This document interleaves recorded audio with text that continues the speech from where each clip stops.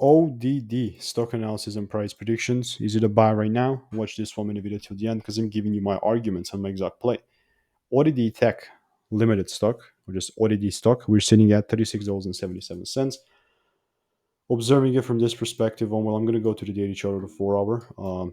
Okay, I'm looking at it from this perspective.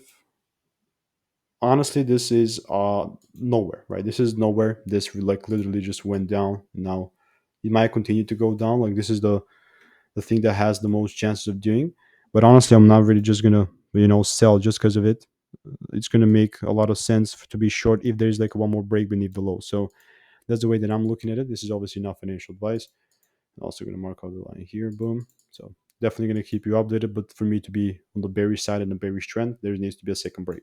On the bullish, at least a double break about here. So you get the point. It's not financial advice. If you want to learn my strategy for free, check out the first link in the description.